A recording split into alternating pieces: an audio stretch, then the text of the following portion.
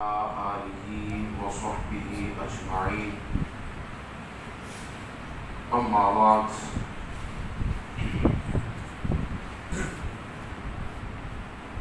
سورہ احزاب شریف کی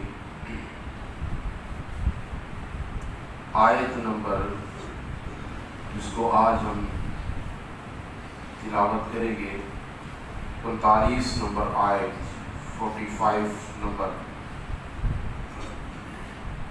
اللہ تعالیٰ نے ارشاد فرمایا بسم اللہ الرحمن الرحیم یا ایہا النبی انا ارسلناک شاہدا ومبشرا ونذیرا وداعیا الی اللہ بإذنہ وسراجا منیرا وبشر المؤمنین بأن لهم من اللہ فضلا کبیرا سبحان اللہ۔ اللہ تعالیٰ نے ارشاد فرمایا یا ایہا النبی، اے غیب کی خبریں دینے والے پیارے نبی صلی اللہ تعالیٰ علیہ وسلم، انا ارسلناک، بے شک ہم نے آپ کو بھیجا ہے۔ کس طرح؟ شاہدا ومبشرا ونذیرا، حاضر و ناظر اور خوشخبری سناتا اور ڈر سناتا،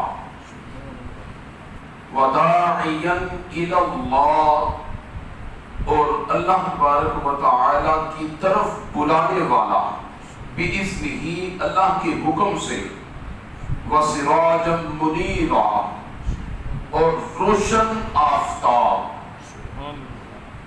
وَبَشِّرِ الْمُؤْمِنِينَ بِأَنَّ لَهُم مِّنَ اللَّهِ فَضْلًا كَبِيرًا، اور آپ اہل ایمان کو خوشخبری دیجئے یہ کہ ان کے لیے اللہ کے ہاں بہت بڑا فضل ہے۔ بڑی پیاری آیہ مقدسہ ہے۔ سب سے پہلے تو اس میں جو آغاز والے الفاظ ہیں وہی بڑے قابل رشک ہیں۔ اللہ تعالیٰ نے فرمایا یا ایہا النبی، سادہ لفظوں کے اندر اس کا معنی ہے یا رسول اللہ، یا نبی اللہ، یا حبیب اللہ۔ یہ یا رسول اللہ، یا نبی اللہ، یا حبیب اللہ کے لیے اس سے بڑھ کر اور کون سا ثبوت ہو سکتا ہے کہ جو کہتے ہیں کہ آج یا رسول اللہ نہیں کہہ سکتے، تو قرآن تو آج بھی پڑھ رہے ہیں، تو قرآن اگر آج پڑھ رہے ہیں تو قرآن کے اندر آج یا نبی اللہ ہے، یا ایہا النبی، اس کا مطلب ہے اے پیارے نبی صلی اللہ تعالی علیہ وسلم۔ اگر قرآن میں اگر کہہ سکتے ہیں یا رسول اللہ تو قرآن بند کر کے نہیں کہہ سکتے یا رسول اللہ؟ کیوں نہیں؟ یہ ایک سمجھ میں آنے والی چیز نہیں ہے کہ یا رسول اللہ اسے کہتے ہیں جو حاضر اور موجود ہو، جو حاضر اور موجود نہیں اسے یا کے ساتھ مخاطب نہیں کر سکتے۔ کہتے ہیں جو حاضر نہیں ہے، جو موجود نہیں ہے، جو سامنے نظر نہیں آتا، اسے یا سے مخاطب نہیں کر سکتے۔ یا کا مطلب ہوتا ہے اے، یہ اور یہ کہا جاتا ہے حاضر اور سامنے موجود کو۔ میں نے کہا وہ آپ کے دلائل تو اپنی جگہ پر، یہ بتا ہے قرآن میں ہے یا ایہا النبی، تو قرآن میں پڑھ سکتے ہیں کہ نہیں پڑھ سکتے؟ قرآن میں پڑھ سکتے ہیں، قرآن کھول کر یا رسول اللہ کہہ سکتے ہیں، یا نبی اللہ کہہ سکتے ہیں، تو قرآن بند کر کے نہیں کہہ سکتے۔ سمجھ آئیے ایک چیز۔ دوسرا معنی یہ ہے کہ جس طرح کل میں نے عرض کی آپ کی بارگاہ پر نور میں کہ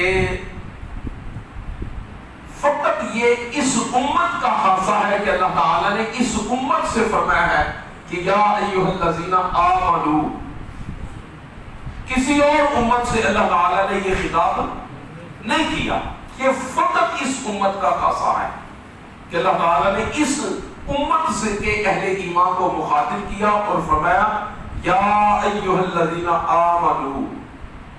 اور پھر اگر اس امت کا خاصہ ہے تو اس امت کا خاصہ اس امت کی وجہ سے نہیں ہے، اس امت کی وجہ سے نہیں ہے، بلکہ سونے محبوب علیہ السلام کی وجہ سے ہے کہ حضور کریم علیہ السلام کی وجہ سے اس امت کو یہ شرف حاصل ہے کہ جو بھی فضیلت اس امت کو ملتی ہے اس امت کی اس فضیلت کی علت اور سبب حضور کریم علیہ السلام ہے. تو پھر نبیوں کے اندر پھر حضور علیہ السلام کا بھی فقط یہی خاصہ ہے، حضور ہی وہ نبی اور وہ رسول ہیں کہ اللہ تعالیٰ نے جہاں کہیں بھی حضور کو مخاطب کیا ہے تو یا نبی اللہ، یا حبیب اللہ، یا رسول اللہ، یا ایھا المزمل، یا ایھا المدثر، یاسین، طٰہٰ، اس طرح کے پیارے پیارے القابات کے ساتھ پیارے آقا علیہ السلام کو اللہ تعالیٰ نے مخاطب فرمایا. اس سے قبل بھی نبی اور رسول تو بے شمار آئے ہیں، مگر ان تمام نبی اور رسولوں کو اللہ تعالیٰ نے کسی وقت بھی ان القابات کے ساتھ نہیں، بلکہ جب بھی پکارا اللہ تعالیٰ نے فرمایا یا عیسیٰ، یا موسیٰ، یا ابراہیم، یا نوح، اس طرح ان کے ذاتی ناموں کے ساتھ بلایا. اور حضور کریم علیہ السلام کو خالق کائنات نے کسی ایک مقام پر بھی اپنے محبوب علیہ السلام کو یا محمد صلی اللہ علیہ وسلم کہہ کر نہیں پکارا، آپ کا ذاتی اس میں مبارک لے کر نہیں پکارا. قرآن پاک میں حضور علیہ السلام کے اس میں مبارک محمد صلی اللہ علیہ وسلم ہے، لیکن حضور کو مخاطب نہیں کیا. وہ حضور کے اسم مبارک کے ساتھ حضور کریم علیہ السلام کی طرف نبوت اور رسالت کی اضافت کی ہے کہ میرے محبوب علیہ السلام جو رسول ہیں وہ محمد ہیں صلی اللہ علیہ وسلم. یہ اس میں مشار الیہ آیا ہے یا اضافت کے لیے آیا ہے، مخاطبت کے لیے نہیں آیا. اسی لیے حضرت امام اہل سنت نے فتاوی رضیہ شریف کی 24ویں جلد میں فرمایا ہے کہ حضور کریم علیہ السلام کو آپ کے ذاتی نام کے ساتھ پکارنا حرام ہے، اس لیے کہ ادب کی جگہ ہے کہ خدا اپنے حبیب کو ذاتی نام سے نہیں پکار سکتا، غلام کی کیا جرت کہ اپنے آقا کو ان کے ذاتی اسم شریف کے ساتھ پکارے. اس لیے اللہ تعالیٰ نے ہمیں سمجھانے کے لیے یہ ایک اسلوب دیا ہے ہمیں کہ جب بھی بارگاہ رسالت و آپ علیہ السلام میں التجا کرنی مقصود ہو، حضور کی بارگاہ میں دستگیری کے لیے، آپ کی بارگاہ دست میں مدد کے لیے، آپ کی بارگاہ دست میں متوجہ ہونا مقصود ہو، جب نیت ہو تو پھر کس طرح یا رسول اللہ، یا حبیب اللہ، یا نبی اللہ، اس طرح کے القابات جو نہایت کریم، نہایت نفیس اور نہایت معزز ترین ہیں، ان القابات کے ساتھ اپنے محبوب علیہ السلام کی بارگاہ اقدس میں پیش ہونا ہے. اللہ تعالیٰ نے یہ ہمیں سمجھانے کے لیے پہلا لفظ جو استعمال فرمایا یا ایھا النبی. نبی کا معنی ہے غیب کی خبریں بتانے والا، وہ خبر جو ہمیں حواس خمسہ سے نہیں معلوم ہو سکتی، بندہ اپنے ادراک سے نہیں معلوم کر سکتا، بندے کے بس سے جو باہر ہے وہ خبر دینے والے کو نبی کہتے ہیں. قبر میں کیا ہوگا، بندہ جب قبر میں پہنچے گا پھر پتا چلے گا، اس سے پہلے تو نہیں پتا چل سکتا. یہ تو ایک مستقبل کی خبر ہے. یہ اگر کوئی خبر اس دنیا میں دے دے تو اسے نبی کہتے ہیں. حضور کریم علیہ السلام نے ارشاد فرمایا جب تم قبر میں جاؤ گے تو سارے کے سارے منظرنامے میرے محبوب علیہ السلام نے سامنے رکھ دیے، سامنے پیش کر دیے. کیوں کہ حضور کریم علیہ السلام اپنے حاضر کو بھی اس طرح دیکھ رہے ہیں، مستقبل کو بھی اس طرح دیکھ رہے ہیں جس طرح اپنے حاضر کو دیکھ رہے ہیں. اور حضور کریم علیہ السلام اپنے ماضی کو بھی اسی طرح دیکھ رہے ہیں جس طرح اپنے مشاہدات آقا علیہ السلام سامنے موجود چیزوں کو فرما رہے ہیں. لفظ جو پہلا حضور علیہ السلام کے لیے فرمایا یا ایھا النبی، دوسرا ہے انا ارسلناک، محبوب ہم نے آپ کو بھیجا ہے۔ حضور کریم علیہ الصلوۃ والسلام کو خود نہیں آئے، حضور علیہ الصلوۃ والسلام خود تشریف نہیں لائے، بلکہ اللہ تعالیٰ فرماتا ہے محبوب ہم نے آپ کو بھیجا ہے۔ نمبر 1۔ نمبر 2، حضور علیہ الصلوۃ والسلام کے یہ نہیں فرمایا کہ یا رسول اللہ ہم نے آپ کو پیدا کیا جبکہ حضور پیدا ہوئے۔ حضور کریم علیہ الصلوۃ والسلام پیدا ہوئے، مگر یہ نہیں فرمایا کہ ہم نے آپ کو پیدا کیا ہے، بلکہ یہ فرمایا کہ انا ارسلناک، رسول کی سے ہی ارسلناک بنا ہے۔ معنی یہ ہے کہ ہم نے آپ کو بھیجا ہے۔ بھیجا کون جاتا ہے؟ بھیجا وہ جاتا ہے کہ جس کو جس مقام پر بھیجا جائے وہ اس مقام پر آنے سے پہلے کسی دوسرے مقام پر موجود ہو، کہ یہاں سے موجود تھے تو یہاں سے اٹھا کر دوسری جگہ بھیج دیا گیا۔ کریم محبوب علیہ الصلوۃ والسلام کے لیے یہ لفظ استعمال کرنے کا مقصد یہ تھا کہ یا رسول اللہ صلی اللہ علیہ وسلم ہم نے آپ کو بھیجا۔ تو چونکہ حضور خاتم النبیین ہیں، حضور کریم علیہ الصلوۃ والسلام سب سے آخر میں آئے ہیں، تو یہ تعصب کسی کے ذہن میں آ سکتا تھا کہ حضور کریم علیہ الصلوۃ والسلام سب سے اینڈ میں آئے ہیں تو حضور علیہ الصلوۃ والسلام مقام مرتبہ میں بھی سب سے اینڈ میں ہیں۔ نہیں، اللہ تعالیٰ نے فرمایا محبوب ہم نے آپ کی تخلیق سب سے پہلے کی اور پھر سب سے پہلے تخلیق کر کے آپ کو اپنے ہاں موجود رکھا، پھر آپ وہاں موجود رہے ایک لمبا عرصہ، طویل ٹائم، لانگ ٹائم آپ اللہ تعالیٰ کے ہاں موجود رہے۔ پھر جہاں آپ وہاں موجود تھے تو اللہ تعالیٰ نے اپنے حبیب علیہ الصلوۃ والسلام سے پھر فرمایا کہ وہاں موجود تھے تو وہاں سے ہم نے آپ کو پھر یہاں بھیج دیا۔ اس ارسلناک کا کی توجیہ آپ کے سامنے عرض کی ہے کہ یہ کیوں فرمایا کہ ہم نے آپ کو بھیجا۔ بھیجنے کا مقصد پہلے آپ عند اللہ موجود تھے، آپ خدا کے ہاں موجود تھے۔ حضرت جعفر رضی اللہ تعالی عنہ نے حضور سے پوچھا ما وجبت لک النبوۃ، یا رسول اللہ صلی اللہ علیہ وسلم آپ کو نبوت کب ملی ہے؟ آپ کو نبوت کب ملی؟ پہلی چیز تو یہ کہ حضرت جعفر رضی اللہ تعالی عنہ کا یہ سوال بنتا ہے کیا حضرت ہم آج 1500 سال بعد آئے ہیں تو ہمیں پتہ ہے کہ حضور کریم علیہ الصلوۃ والسلام کب پیدا ہوئے، تو جو حضور کے زمانے میں ہیں ان کو نہیں پتا حضور علیہ الصلوۃ والسلام کب پیدا ہو رہے ہیں، تو ظاہری بات ہے جب وہ پیدا ہو رہے ہیں تو نبوت بھی تو تبھی مل رہی نہیں۔ مسئلہ یہ نہیں ہے، آپ یہ بتانا چاہ رہے تھے، پوچھنا یہ چاہ رہے تھے اور لوگوں کو یہ مسئلہ سمجھانا چاہ رہے تھے کہ حضور علیہ الصلوۃ والسلام کا معاملہ، ہمارے معاملات تو ہماری پیدائش کے ساتھ شروع ہوتے ہیں مگر حضور کا معاملہ پیدائش سے نہیں ہے، حضور تو پہلے بھی کہیں موجود تھے، اس لیے پوچھ لیا ما وجبت لک النبوۃ، یا رسول اللہ نبوت کب سے ملی آپ کو؟ آقا علیہ الصلوۃ والسلام نے فرمایا جعفر نبوت کی کیا بات پوچھتے ہو، وآدم بین الماء والطین، میری نبوت اس وقت بھی میں نبی تھا، میں اس وقت بھی نبی تھا کب؟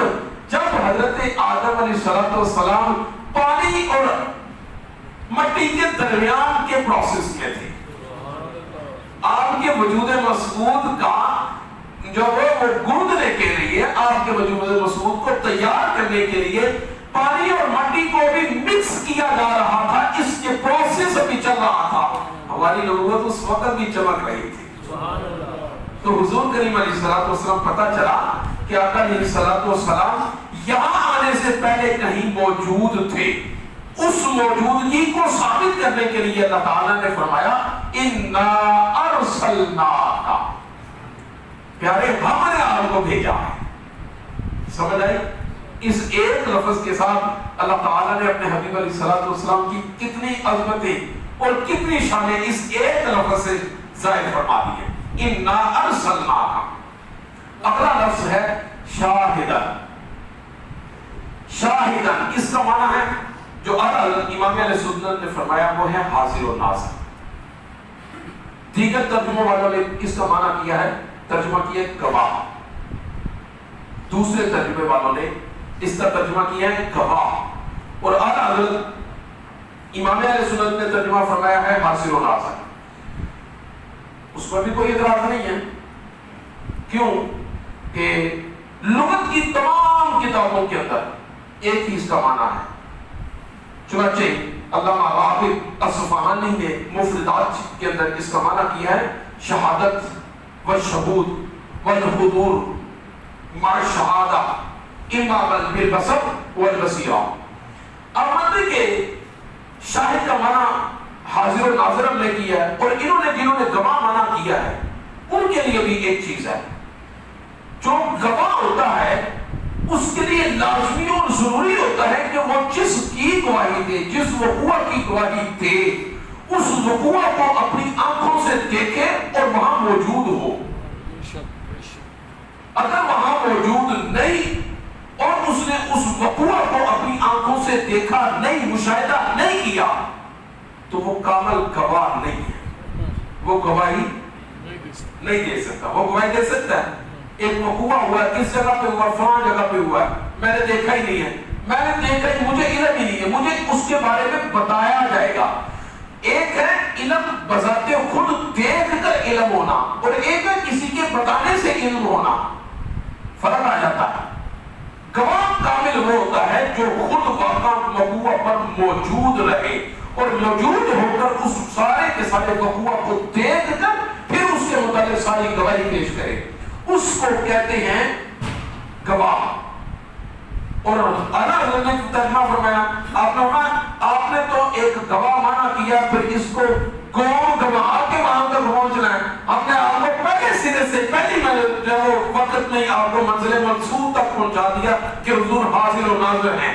مطلب حضور کریم علیہ السلام اگر گواہ بھی ہے تو گواہ تو ہے، گواہی تو ساری امت کی پیش کریں گے، لیکن گواہی تو وہی پیش کر سکتا ہے جو حاضر بھی ہو اور ناظر بھی ہو، جو موجود بھی ہو اور دیکھ بھی رہا ہو.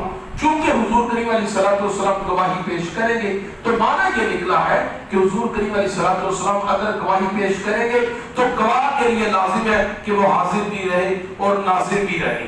حاضر کا مطلب ہے موجود ہونا، ناظر کا مطلب ہے دیکھ رہا ہونا. دونوں صفتیں حضور کریم علیہ السلام کے اندر موجود ہیں، اس لیے آقا علیہ السلام کو گواہ بنایا گیا.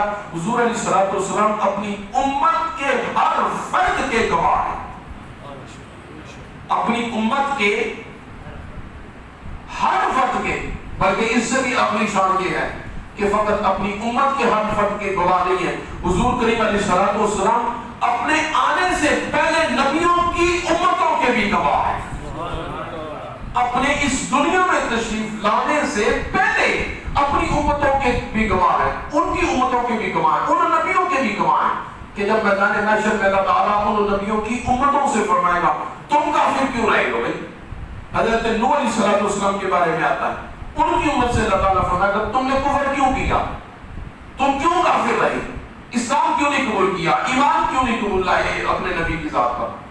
وہ کہیں گے ہمارے پاس تو نبی آیا ہی کوئی نہیں، ہمیں تو کسی نے نبوت کا سنایا ہی نہیں، آپ کا ڈر سنایا ہی نہیں، ہمیں تو کسی نے راست دکھایا ہی نہیں، ہمارے پاس تو کوئی بھی نہیں آیا، ہم کیسے ایمان لاتے. وہ سب نے انکار کر دیں گے. اب حضرت نوح علیہ السلام ان سے فرمایا جا کر کہ جی غور کرنے کے بارے میں تو جانتا ہے، میں نے ان کو ڈر بھی سنایا، میں نے ان کو راہ ہدایت بھی دکھایا، میں نے ساری محنتیں کی، سارے 900 سال کے اندر بیٹھ کر محنتیں کی ہیں. وہ انکار کریں گے. اللہ تعالیٰ فرمائے گا پیارے لوگ گواہ لائیں، اب گواہی پیش کرنی ہے.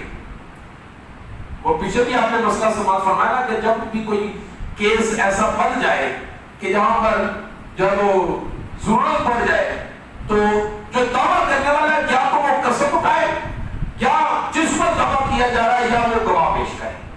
یا تو وہ امت قسم اٹھاتی یا حضرت نوح علیہ السلام گواہ پیش کرتے. معاملہ تو یہ ہے. اب امت سے جو انکار کر رہے ہیں ان سے قسم کا تو نہیں کہا جائے گا. نوح علیہ السلام سے کہا جائے گا کہ آپ گواہ پیش کریں. اب حضرت نوح علیہ السلام کسے گواہ پیش کریں؟ ساری امت جو ہے وہ تو منکر ہو گئی خالق کائنات کی بارگاہ میں. اس وقت میرے محبوب علیہ السلام کی ذات اقدس وہاں تشریف لائیں گے اور آقا علیہ السلام وہاں پر حضرت نوح علیہ السلام کی گواہی دیں گے. مصدقا لما بین یدیہ، آقا علیہ السلام ان کی تصدیق بھی فرمائیں گے اور ان کی گواہی بھی پیش کریں گے. اے میرے مولا تیرے پیارے نبی حضرت سیدنا نوح علیہ السلام سچے ہیں اور یہ امت جھوٹ بول رہی ہے. حضور کریم علیہ السلام حاضر بھی ہیں اور ناظر بھی ہیں. ومبشرا ونذیرا. حضرت امام قسطلانی نے اور ابن حجر عسقلانی رضی اللہ تعالیٰ عنہ نے بڑا ایک پیارا جملہ لکھا ہے. آپ فرماتے ہیں کہ اذ لا فرق بین موتہ و حیاتہ و مشاہدتہ لامتہ و معرفتہ باحوالہم و نیاتہم و عزائمہم و خواترہم وذلک عندہ جلی لا خفاء بہ. حضور کریم علیہ الصلوۃ والسلام کی شان میں آپ نے فرمایا کہ اذ لا فرق بین موتہ و حیاتہ. حضور علیہ الصلوۃ والسلام کی موت و حیات میں کوئی فرق نہیں. آقا علیہ الصلوۃ والسلام کی موت و حیات میں کوئی فرق نہیں. اذ لا فرق بین موتہ و حیاتہ و مشاہدتہ لامتہ. اور اپنی امت کا مشاہدہ کرنے میں وہ آپ کا قبل از وصال مشاہدہ کرنا یا بعد از وصال مشاہدہ کرنا وہاں پہ کوئی فرق نہیں. اذ لا فرق بین موتہ و مشاہدتہ لامتہ. اب آگے سنیں, کمال کر دیا ہے عاشقوں نے تو وہاں تو مشاہدتہ لامتہ ومعرفتہ باحوالہم وعزائمہم ونیاتہم وخواترہم. اور فرماتے ہیں کہ اپنی امت کے اعمال, ان کی نیتوں, ان کے ارادوں اور ان کے قلب پر وارد ہونے والے عزائم سے حضور علیہ الصلوۃ والسلام ان سے زیادہ باخبر ہے. کمال نہیں کر دی. اذ لا فرق بین موتہ و حیاتہ و مشاہدتہ لامتہ و معرفتہ باحوالہم و نیاتہم و عزائمہم و خواترہم وذلک عندہ جلی لا خفاء بہ. ہم اپنے دل پر وارد ہونے والے ارادے کو محسوس کرتے ہیں. میرے حبیب کی شان یہ ہے کہ وہ محسوس نہیں کرتے, وہ دیکھتے ہیں. وہ دل پر وارد ہونے والے ارادے کو وہ دیکھ رہے ہیں. وذالک عندہ جلی, ان کے سامنے وہ جلی واضح ہے. لا خفاء بہ, کوئی پردہ نہیں. یہ ہے حضور کریم علیہ الصلوۃ والسلام کی یہ دو تین عظمتیں. انشاءاللہ اسی آیت پر کل تبصرہ کرنے کی کوشش کریں گے. اللہ تعالیٰ ہمیں محبوب علیہ الصلوۃ والسلام سے کامل محبت اور آپ کی اتباع نصیب فرمائے.